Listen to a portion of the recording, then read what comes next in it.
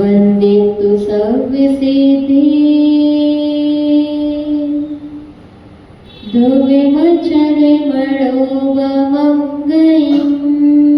पते वोचामि शमय पाहुण मेळवो स्वे केवली घडियम् नमो हरिहन्ताणं नमो सिद्धाणं नमो आर्याणं नमो उमज्जायाणं नमो लोये सव्यसाहूणम् 24 तीर्थंकर भगवान के परम पूज्य आचार्य कुंद देवी के परम पूज्य वात्सल रत्नाकर निमित्त ज्ञानी आचार्य भगवान विमल सागर जी महामुनिराज के परम पूज्य भारत गौरव गणाचार्य गुरुदेवाचार्य श्री विराट सागर जी महामुनिराज के परम पूज्य चर्यासणी पट्टाचार्य गुरुदेव श्री विशुद्ध सागर जी महामुनिराज के अहिंसा में विश्व धर्म की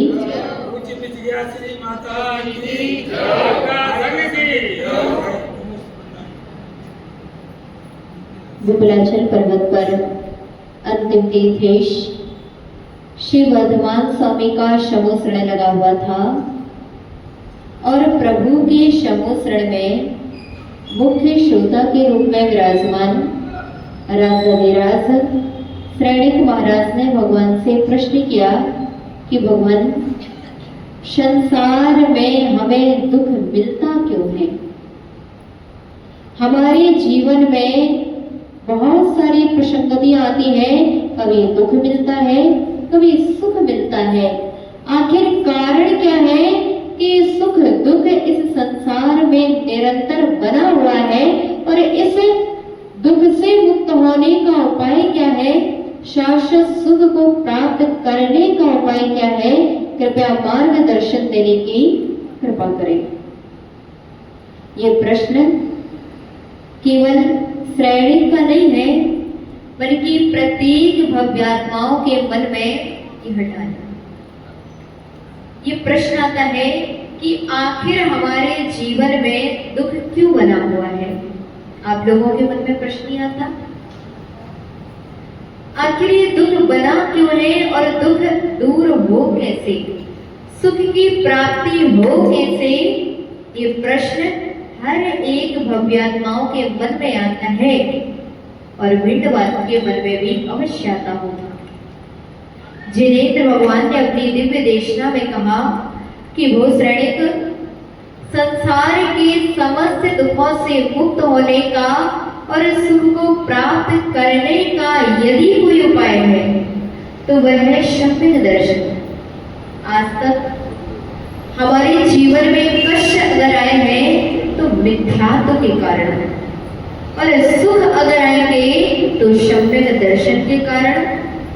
आचार्य उमा स्वामी मुनि महाराज ने सबसे अधिक कर्म बंध का निमित्त बतलाया कि सबसे अधिक कर्मों का आश्रम और बंध होता कैसे है। आचार्य महाराज कहते मिथ्यात्व अविरति प्रमाद कषाय योग बंध हेतु। यदि ये सब बंध के निमित्त है और प्रबल निमित्त अगर है तो मिथ्यात्व है। सबसे अधिक कर्मों का आश्रय बंध अगर होता है तो मिथ्यात्व से होता है।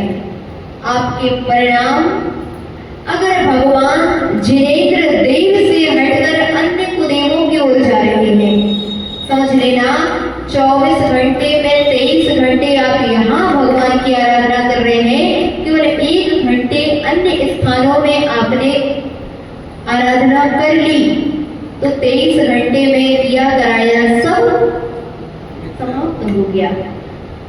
क्योंकि आपने कितना धर्म किया ये बात अलग है, लेकिन आपने कर्म कितना किया है ये महत्वपूर्ण है।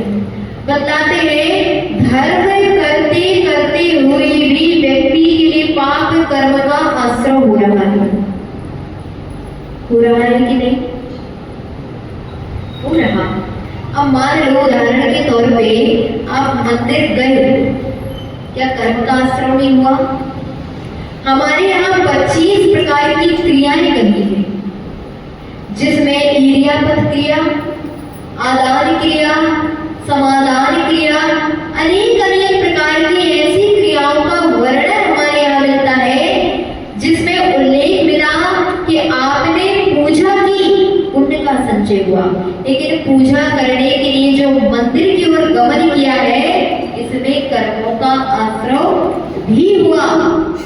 मंदिर आए, मंदिर में कर्म का आश्रय तो हो रहा है, लेकिन जैसे ही आपने भगवान की भक्ति की, आपने भगवान की आराधना की, आपके लिए वही कर्म अब जो पाप का आश्रय कर रहे थे, तो वही पाप कर्म पुण्य में परिणत हो जाएंगे।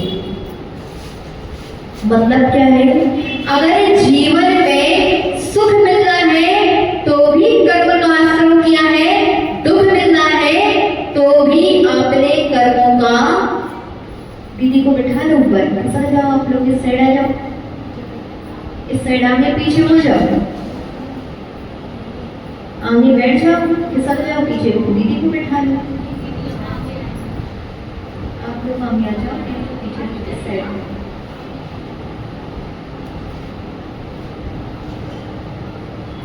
तो हम बात कर रहे थे कि जीवन में सुख दुख लगा हुआ है, उसका कारण क्या है?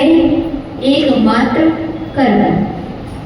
हमारे जीवन में कोई कहता मंगल दोष आ गया, कोई कह रहा है शनि ग्रहण लग गया, कोई कह रहा है काल सर्प योग आ गया, लेकिन आगम कहेगा ये सब तो निमित्त है, अगर आया है तो आपका कर्म उदय में आया है। सत्य है, ध्यान रखना।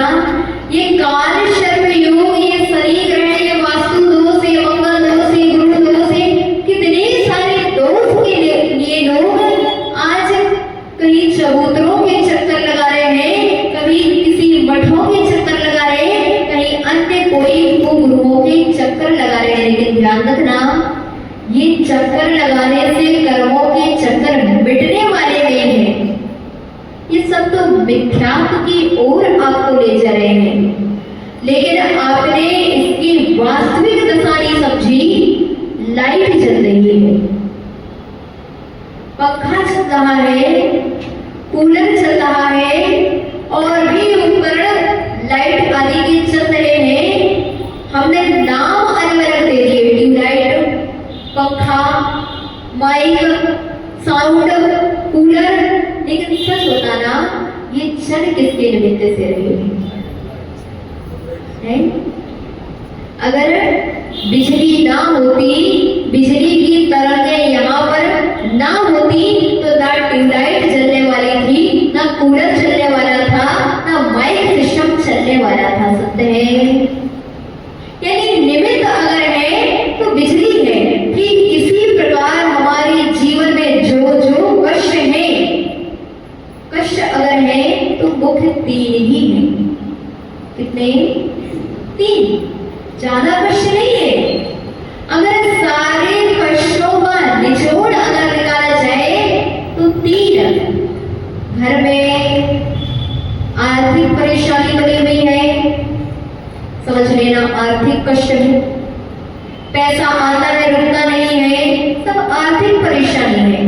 किसी के लिए शुगर है, किसी के लिए ब्लड प्रेशर की परेशानी है, किसी को कोलेस्ट्रॉल है, किसी का कमर दुख रही है, घुटना दुख रहा है, सिर दुख रहा है, माइग्रेन, ये सब क्या है? ये मुख्य अगर निमित्त है तो शारीरिक बीमारियां, शारीरिक परेशानी। घर में माता पिता अच्छे नहीं है, सास ससुर अच्छे नहीं है, जेठानी अच्छी नहीं है, पड़ोसी अच्छे नहीं है, मित्र अच्छा नहीं है, पति अच्छा नहीं है, पत्नी अच्छी नहीं है, ये सब परेशानियां अगर आई तो एक निमित्त है मानसिक परेशानी उत्पन्न करा रहे हैं। और अगर देखें सारी परेशानियों के कारण केवल 3: आर्थिक परेशानी, शारीरिक परेशानी और मानसिक परेशानी। ध्यान रखना, ये सभी परेशानियां हम नाम अलग अलग ले लेते हैं, सबका निचोड़ अगर निकाला जाए तो मात्र और केवल कर्म है। अगर कर्म ना होता तो आपके लिए परेशानियां ना आती, और कर्म का उदय अगर आया है तो सब परेशानियां बनी हुई है। चाहे वो आप उसका नाम रख दो काल सर्प दोष, किसी ने कह दिया मंगल परेशान कर रहा है, कोई कह रहा है शनि परेशान कर रहा है। ध्यान रखना, ये सब परेशानियों का कारण अगर है तो वो कर्म है। हमने निश्चित ही पूर्व में कुछ ऐसा किया था जिन निमित्तों से हमारे जीवन में इस प्रकार के कष्ट, इस प्रकार के कर्म उदय में आए हैं। कोई आज काल सर्प दोष के नाम पर पूजाएं करा रहा है, लेकिन आपने कभी चिंतन किया कि काल सर्प दोष आया कहां से? हमने आखिर क्या किया था कि हमारे जीवन में ऐसा कर्म उदय में आया? शनि परेशान कर रहा है, राहु परेशान कर रहा, केतु परेशान कर रहा है। ध्यान रखना, जो व्यक्ति अपने घर में रह करके अपने माता पिता का सम्मान नहीं कर रहे, जो अपने गुरुजन का सम्मान नहीं कर रहे, जो अपने सास ससुर का सम्मान नहीं कर रहे, जो घर में रह करके भी निरंतर ईर्ष्या, कषाय, द्वेष परिणामों से ग्रसित रहते हैं, ऐसे ही जीवों के लिए शनि परेशान करता है, राहु परेशान करता है, केतु परेशान करता है, काल सर्प परेशान करता है। अब ये कर्म बुलाए किसने? किसने बुलाया था? किसी ने नहीं बुलाया, हमने स्वयं ही इन कर्मों को अपने परिणामों के निमित्त से आमंत्रित किया है।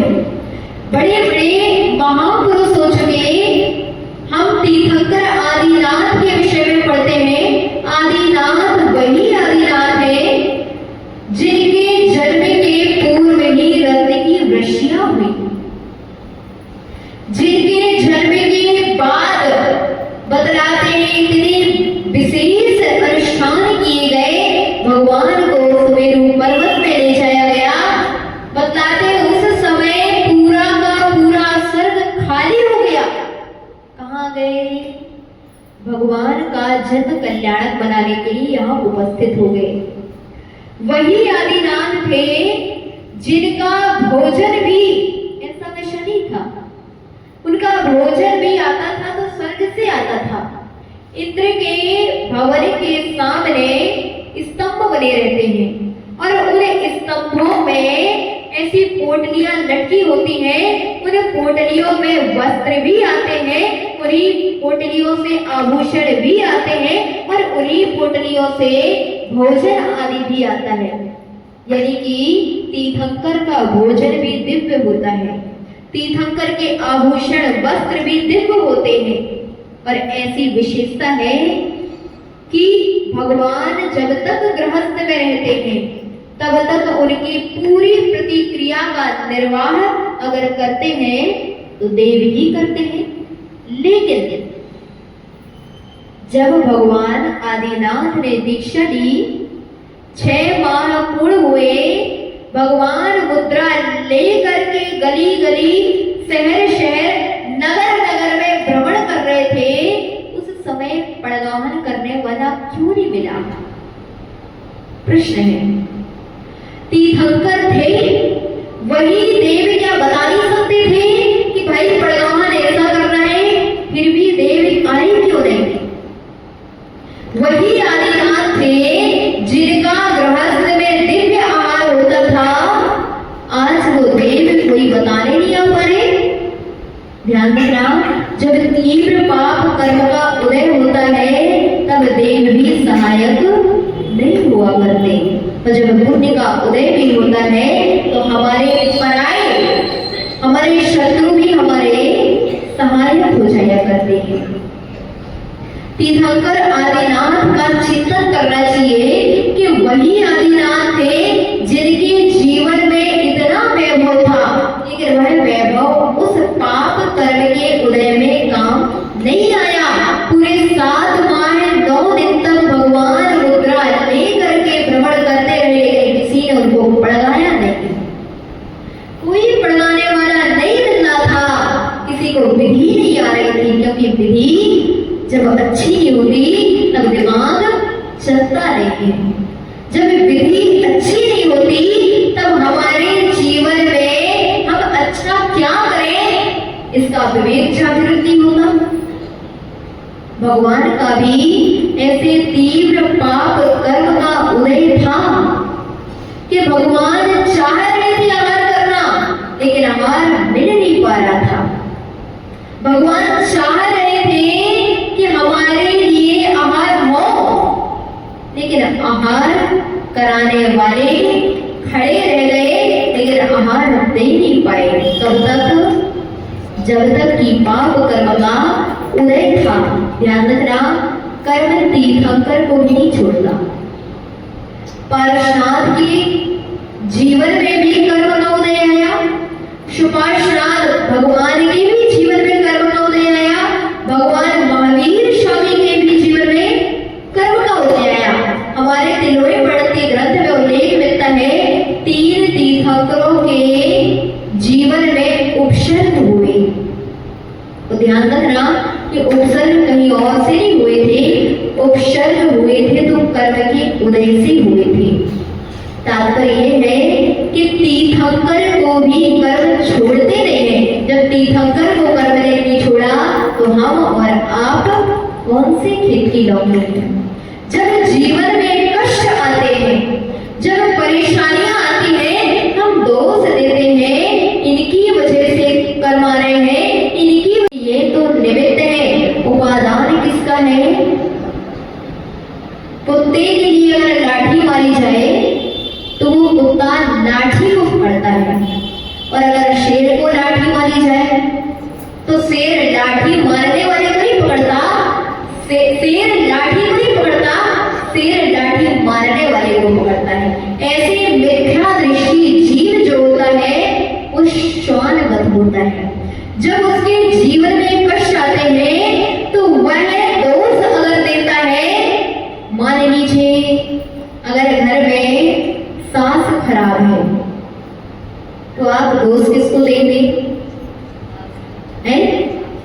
तो हम दोष देंगे तो पति को दोष देंगे।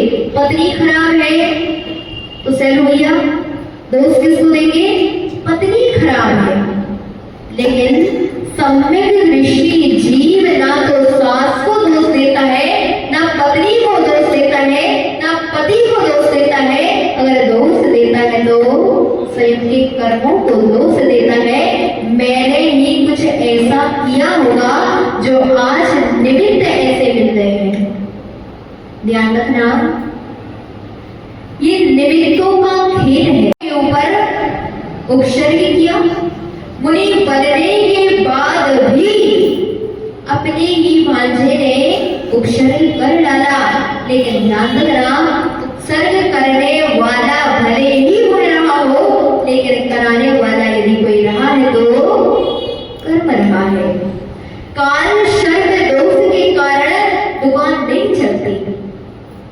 हंसी आ रही है, ऐसा लगता है किले वाले बहुत प्रसन्न हैं और हंसना भी चाहिए, मुस्कुराना ही चाहिए, मुंह बनाकर नहीं बैठना चाहिए। हम बात कर रहे थे कि जो ग्रह आते हैं, ग्रह में हम दोष देते हैं। अमुक व्यक्ति हमारे ग्राहक को बुला लेता, इसलिए हमारे दुकान में ग्राहक नहीं आते। होता कि नहीं होता? कई बार लड़ाई झगड़े बने हुए हैं कि इस व्यक्ति ने हमारे ग्राहकों को बुला लिया, इसलिए हमारी दुकान में ग्राहक नहीं आ रहे। इसने बड़ी सामग्री कम में बेच दी, इसीलिए इसकी दुकान में ज्यादा ग्राहक आ रहे हैं, हमारी दुकान में कम आ रहे हैं। ध्यान रखना, वो व्यक्ति तुम्हारे ग्राहक को बुला सकता है, लेकिन पुण्य को नहीं बुला सकता। उस उसने आपके ग्राहकों को बुलाया। अगर आपका पुण्य होता ना तो वो बुलाता रहता, लेकिन वो जाता नहीं। अगर वो गया है तो आपके अंतराय कर्म का उदय था। अब तुम दोष किसको दे रहे हो? दोष किसको दे रहे हैं? उसने मेरा बुरा कर दिया, लेकिन दोष ये नहीं दिया कि मैंने कभी किसी के ग्राहक बुलाए होंगे, कभी किसी को अंतराय डाला होगा, जो आज हमारे जीवन में अंतराय का उदय आया है। कभी विचार किया आप लोगों ने? ध्यान रखना, दुकान में ग्राहक आप कितने भी बुला लो, लेकिन दुकान आपके बुलाने से ही चलती। आप 24 घंटे भी दुकान में बैठ जाओ, लेकिन आपके बैठने से दुकान नहीं चलती। ऐसी भी बहुत सारी जीव हैं जो दुकान में सवेरे से लेकर रात तक, अभी देखो किले में बहुत सारे जैन समाज के घर हैं, लेकिन अभी बहुत सारे लोग दुकान में बैठे होंगे, क्योंकि उनमें उनके मन में भ्रांति है कि हम अगर दुकान को छोड़ करके जाएंगे तो ग्राहक हमारे चले जाएंगे। इसलिए सवेरे से भी यहाँ आकर के नहीं बैठे, बैठे हैं तो कहाँ जाकर बैठे हैं? दुकान पे बैठे हैं। और अगर उनके विवेक जागृत होता, दिमाग चलता कि भाई ये दुकान हमारे बैठने से नहीं चलती, दुकान हमारी चलती है तो हमारे पुण्य से ही चलती है। वह आता तो पुण्य कमाने आता, और ऐसे भी लोग हैं सवेरे से बैठे रात तक, लेकिन कमाई कितनी हो रही है? 1000 रुपए, 2000। और ऐसे भी लोगों को आपने देखा होगा विजय भैया, ऐसे भी संसार में जीव है, घर बैठे मोबाइल में हेलो हेलो की और पैसा अकाउंट में आ रहा है। क्या है ये खेल है तो पुण्य और पाप का। एक व्यक्ति पुरुषार्थ ज्यादा कर रहा है, एक व्यक्ति पुरुषार्थ कम कर रहा है, लेकिन एक का पुण्य प्रबल है पर एक का पुण्य कम है। जिसने पूर्व भाव में ऐसी तीव्र अंतराय कर्म का क्षयोत्सव किया है, जिसने दान किया है, जिसने भगवान की आराधना की है, निश्चित मान करके चलना उसको ग्राहक बुलाना नहीं पड़ते, उसके दुकान में ग्राहक अपने आप आते हैं। और जिसने पूर्व में अंतराय कर्म का बंद किया है, वो दिन रात भी बुलाएगा, दिन रात भी स्कीम रखेगा, दिन रात भी तरह तरह के प्रलोभन देगा, लेकिन आने वाले ग्राहक नहीं है। इसलिए भैया दुकान में बैठा करो, हम मना नहीं कर रहे, लेकिन दुकान में बैठने के पूर्व ये भी विचार करो हमने पुण्य का संचय कितना किया। ध्यान रखना, कई लोग परेशान हैं कि दुकान नहीं चलती। हमारे यहाँ स्वर का भी प्रभाव बताया। आप स्वर विज्ञान से दुकान खोलेंगे, आप देखना उसका प्रभाव अलग दिखेगा। दुकान जा रहे थे, चंद्र स्वर में दुकान जाना चाहिए, चंद्र स्वर में दुकान खोलना चाहिए। ज्ञानार्णव ग्रंथ हमारे यहाँ का विशेष ग्रंथ है, जिसमें सुध चंद्राचार्य ने स्वर विज्ञान का उल्लेख किया। ध्यान रखना, गलत मुहूर्त में किया गया काम आपके जीवन में प्रभाव डालता है। गलत मुहूर्त में किया गया कार्य आपके जीवन में हानियां दिलाता है, और वही कार्य अगर शुभ नक्षत्र, शुभ योग, शुभ वार, शुभ मुहूर्त में किया गया है, वह आपको उन्नति दिलाता है। अब कोई कहे ये सब तो मिथ्यात्व है, इससे क्या प्रभाव पड़ा? हमारे जीवन में अगर पुण्य का योग होगा तो कभी भी हम काम कर ले, काम बनेंगे। लेकिन ध्यान रखना, जब पुण्य का योग होता है तो दुकान जाने पर भी अपने आप स्वर आपका सही ही चलता है, और अगर पाप का उदय होता है तो आपका स्वर भी सही नहीं चलता। आदिनाथ भगवान ने भी दीक्षा कर ली, तो देखो आप आदि पुराण, उन्होंने ऐसे नहीं चले जब बैठ गए दीक्षा ली, उनके ही वैराग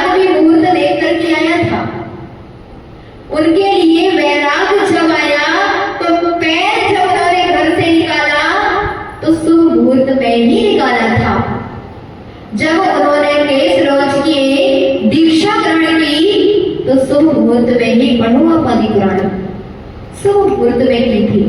और आज के समय में व्यक्तियों ने इन चीजों को मिथ्या तो मान लिया, बोले ये सब चीजें नहीं होती। हम बात कर रहे थे, दुकान में ग्राहक आते हैं, अगर स्वर का ध्यान रखा जाए, बाएं नथुना अगर चल रहा है, चंद्र स्वर अगर चल रहा है, ये चंद्र स्वर, ये सूर्य स्वर, अच्छे कार्य का प्रारंभ अगर करो तो चंद्र स्वर में करो।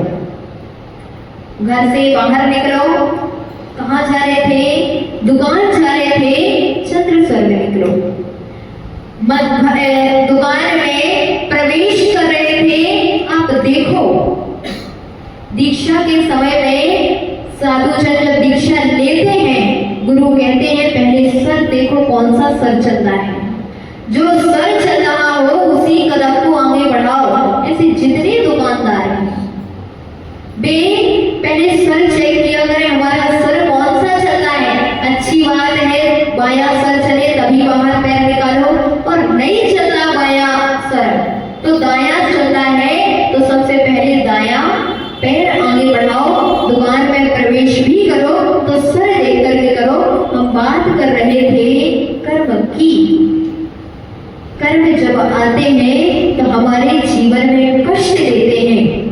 सम्यक ऋषि विचार करता है कि हमारे जीवन में कष्ट अगर आ रहे हैं, निमित्त भले सास हो, निमित्त भले बहू हो, निमित्त भले अन्य कोई हो, लेकिन कर्म हमारा स्वयं का है। पांडवों के ऊपर उपसर्ग चल रहा था, गहन उपसर्ग चल रहा था, लोहे के आभूषण पहनाए जा रहे थे। पांडव लेकिन विचलित नहीं हुए। उन्होंने एक बार भी उन उपसर्गकर्ताओं को दोष नहीं दिया कि ये हमारे ऊपर उपसर्ग क्यों कर रहे। ध्यान रखना, अगर ये मन में विकल्प आ जाता तो पांडव मोक्ष नहीं जा पाते। अगर ये विकल्प आ जाता तो जो दो पांडव सर्वार्थ सिद्धि गए वो जा नहीं पाते, लेकिन वह निर्विकल्प थे। पारशुराम भगवान के जीवन में जो उपसर्ग आए थे, हर एक व्यक्ति बोलता हम भक्त हैं पारशुराम के। अभी पूछ लो, वर्तमान में सबसे अधिक मंदिर अगर दिखाई पड़ रहे तो किसके? पारशुनाथ के। जगह जगह पारसनाथ की प्रतिमाएं मिलती हैं, जगह जगह पारसनाथ के क्षेत्र मिलते हैं, जगह जगह पारसनाथ के भक्त मिलते हैं। लेकिन भक्त तो मिलते हैं, भगवान को हमने माना है, लेकिन भगवान की बिल्कुल नहीं मानी। वही पारसनाथ थे जिनके ऊपर कवट का जीव वह काल संवर देव ओले सोले वर्षा रहा था। वही पारसनाथ थे जिनके ऊपर पत्थर बरसाए जा रहे थे। आज के समय के पारसनाथ होते तो सच बताना क्या करते हैं? वे तो ध्यान करते एक तरफ, बोलते हम देख रहे तुम्हें कितने पत्थर उड़े सोले बरसा रहे हो। पारसनाथ उस समय भी रिद्धि संपन्न थे। अगर चाहते तो 1 मिनट में वो संवर देव का काम एक तरफ कर देते, लेकिन धन्य वो पारसनाथ, उन्होंने उस संवर देव का उपसर्ग दूर नहीं किया। उपसर्ग अगर निवारण किया तो अपने कर्मों का उपसर्ग निवारण किया, ध्यान दिया तो अपने कर्मों का ध्यान दिया। और आज के व्यक्ति अगर होते तो आज के समय के लोग ध्यान को एक तरफ धर के सबसे पहले दौड़ लगाते उस संवर देव की ओर। ध्यान रखना, अभी तक हम परेशान हो रहे, अभी तक हमारे जीवन में कष्ट आ रहे हैं, बस हमने भी ऐसा ही कुछ किया। हम भक्त तो पारसनाथ के हैं, लेकिन जब जब परेशानी आती है तो हम उस समय कर्मों का चिंतन नहीं करते, हम दोष देते हैं तो दूसरों के लिए और भागते हैं तो दूसरों के पीछे। मान लीजिए आपकी सास आपको बातें सुना रही थी, सुनाती कि नहीं सुनाती? सुनाती है, हमें पता है। आजकल घर घर की कहानी है और घर घर में परेशानियां हैं, लेकिन जो अच्छे विवेकी व्यक्ति होते हैं वो अपने जीवन में उस समय चिंतन करते हैं और चिंतन ऐसा करते हैं कि दोष मेरी सास का नहीं है, दोष मेरा है।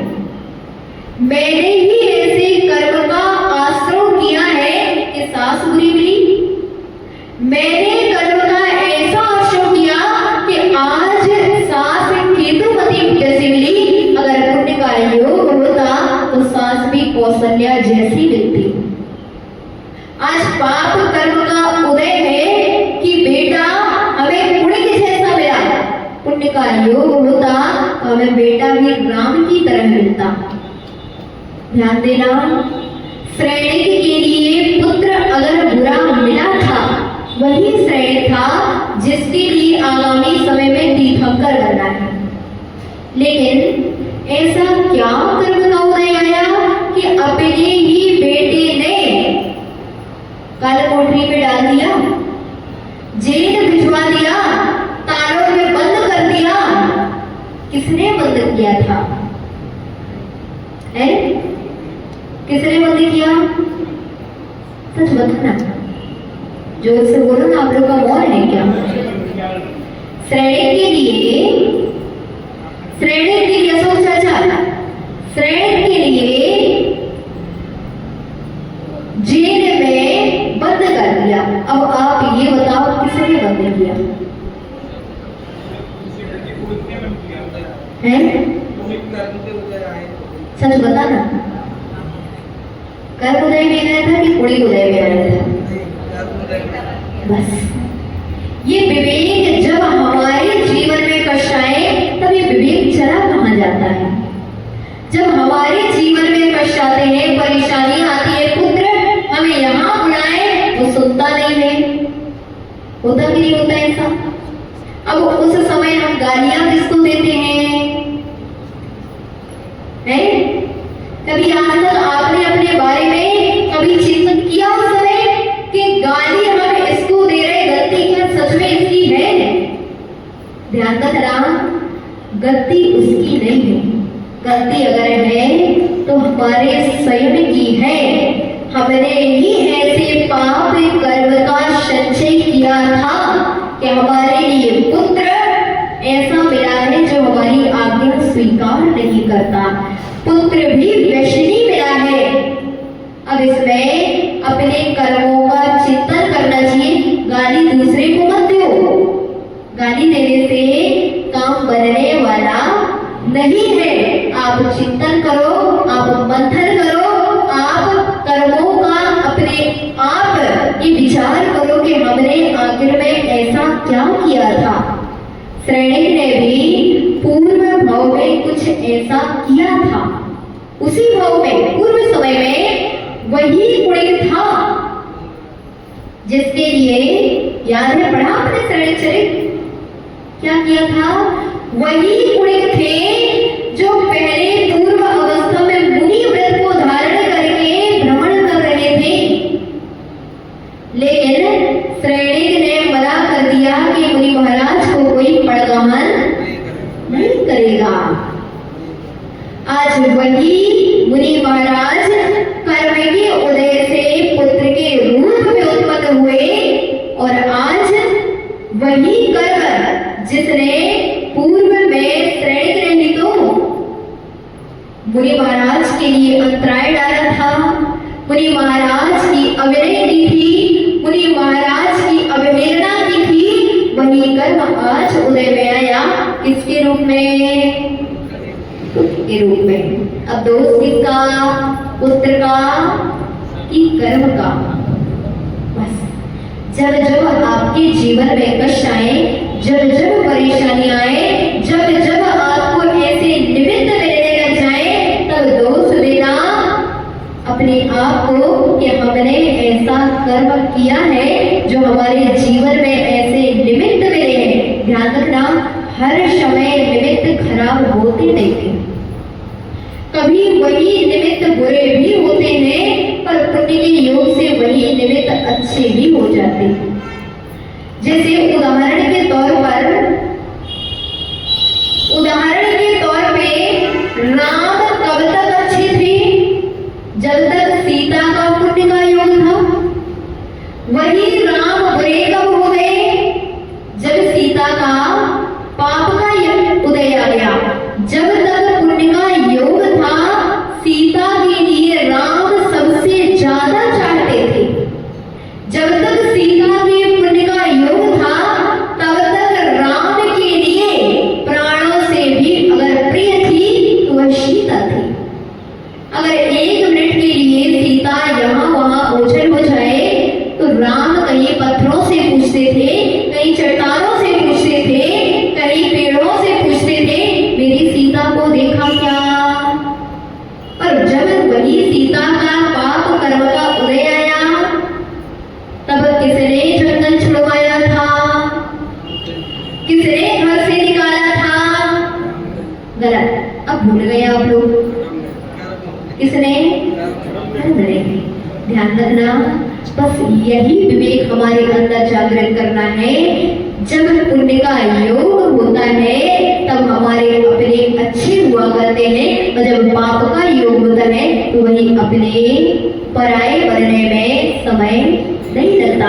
आज ही हम लोग नीति वाक्यामृत ग्रंथ में पढ़ रहे थे, गरीबों का कोई रिश्तेदार नहीं होता, गरीबों का कोई मित्र नहीं होता। अब गलती क्या रिश्तेदारों की है?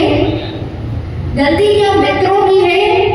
नहीं, गलती हमारे स्वयं की है। आज ऐसा पाप कर्म का उदय आया, जब तक पुण्य का योग था वही मित्र साथ बैठ रहे थे, आज पाप का उदय आ गया तो वही मित्र आपका मुंह नहीं देखते। ऐसा भी देखा गया कि जिन मित्रों को आपने बचपन से लेकर बड़े तक अपना समझा है, जैसे ही आपका पाप कर्म का उदय आया, आप मित्र मित्र कर रहे हो, वो आपकी सुन नहीं रहा। ये कहां से कर्म का उदय आया? कहीं ना कहीं से हमने पूर्व में कुछ ऐसा किया था। कल पुनः अपन सुनेंगे कि आखिर में हमारे जीवन में कष्ट आते कहां से हैं, हमारे जीवन में कर्म आते कहां से हैं, हमने आखिर ऐसा क्या किया था जो हमारे जीवन में अपने ही पराये बन गए हैं। पर हमने ऐसा क्या किया था कि आज हमारे लिए भिंड जैसा नगर मिला, और भिंड में भी ऐसा स्थान मिला जहां साधुओं का आवागमन बना। ये पुण्य और पाप के विषय में पुनः कल समझेंगे। जय बलियादीनाथ भगवान की। 2 मिनट सूचना सुनो जिससे सबको लाभ मिले। एक तो साढ़े डरने की शर्माने की जरूरत नहीं है। कर्म कैसे कटे वो भी पूछो, जिज्ञासा समाधान में। कर्म मेरे भारी है कैसे हल्के हो वो भी पूछो। सब चीज की जिज्ञासा समाधान साथ में। ठीक है, समय का ध्यान रखेंगे, हम समय ज्यादा नहीं लगे। सभी लोग चलो भैया, सभी लोग अपने स्थान पर खड़े होकर जिन वाणी माता का सबसे पहले तो बोलेंगे आरती करेंगे।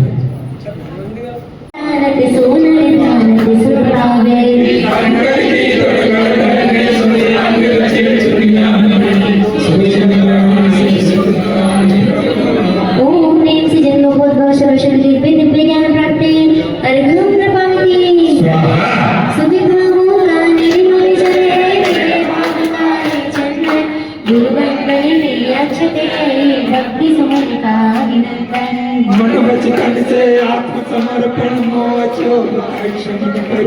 परम पूज्य आचार्य शिरोमणि रामचंद्र जी का ओम नमो परमपूज्य समाधि सम्राट आचार्य भगवान श्री ईश्वर विराट सागर जी महामंडलाय पट्टाचार्य भगवान श्री ईश्वर विशुद्ध सागर जी महामंडलाय शरणाविंदे हरिओम कृपावती। पूज्य माता जी का चढ़ाएंगे, सभी लोग तालियां बजाना। ठीक है, के साथ 8 द्रव्यों से लाल लाया हूँ, 8 जन्मों से लाल आया हूँ, मैं तिरुजानन मगर संसार से गुरु माँ, बोलिए आशीष अनुराग मेरे गुरु माँ, तीनों युगों से अर्ज तुम्हें अर्पण है, तुम जैसा बनने को करते पूजन है। ओम नित्य प्रभु जी साक्षात प्रार्थना श्रवणयानिका विजय श्री माते चरणाविंदे अर्घम नृपावती जिनवाणी के ज्ञान से सूझे लोकालो सदा दे तुम तो हे जिनवाणी भारती तो जपुत गए जो तेरी शरणा गए सो पहाड़े सुचे देव बजो अरिंत को गुरु सेवा निर्ग्रंथ दया धर्म पालो सदा यही मोक्ष करो नवान। देखिए माता जी की उम्र बड़ी छोटी है लेकिन उच्च कोटि के ज्ञानी माता जी, उनका सानिध्य हमें पुण्य योग से मिला है, उसका पूरा लाभ है। दुकानदारी पुण्य से चलती है, सब सुन रहे हैं। आधा घंटा लेट खोलो कुछ नहीं बिगड़ेगा, सबको सूचना दे दो पूरे किले वासी, हम उधर दे रहे हैं बराबर, आप इधर दीजिए, धर्म की प्रचार करिए, प्रभाव न करिए, अपना कल्याण हो। देखिए कल से इधर को एक थाली रख देना द्रव्य चढ़ाने के लिए और शास्त्र भेंट करवाना, ठीक है। और सुबह 9:30 बजे मतलब प्रवचन स्टार्ट हो जाएंगे। इधर 8:40 से कार्यक्रम शुरू होगा, मंगलाचरण, दीप प्रज्वलन, शास्त्र भेंट और 9:15 से